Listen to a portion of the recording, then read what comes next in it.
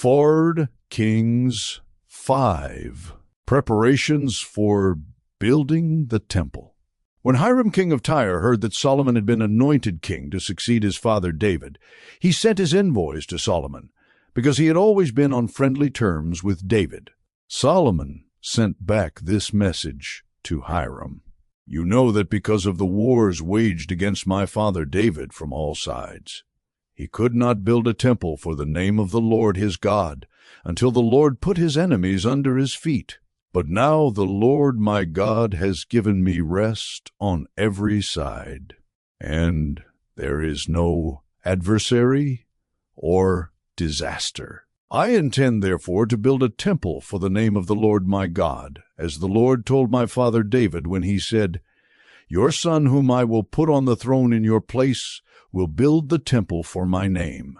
So give orders that cedars of Lebanon be cut for me. My men will work with yours, and I will pay you for your men whatever wages you set. You know that we have no one so skilled in felling timber as the Sidonians.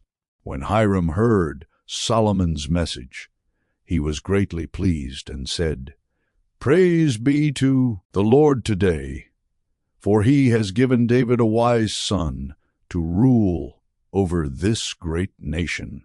So Hiram sent word to Solomon, I have received the message you sent me and will do all you want in providing the cedar and juniper logs. My men will haul them down from Lebanon to the Mediterranean Sea, and I will float them as rafts by sea to the place you specify. There I will separate them, and you can take them away. And you are to grant my wish by providing food for my royal household. In this way, Hiram kept Solomon supplied with all the cedar and juniper logs he wanted, and Solomon gave Hiram 20,000 cores of wheat as food for his household, in addition to 20,000 baths of pressed olive oil. Solomon continued to do this for Hiram, year after year. The Lord gave Solomon wisdom, just as he had promised him. There were peaceful relations between Hiram and Solomon, and the two of them made a treaty. King Solomon conscripted laborers from all Israel, 30,000 men.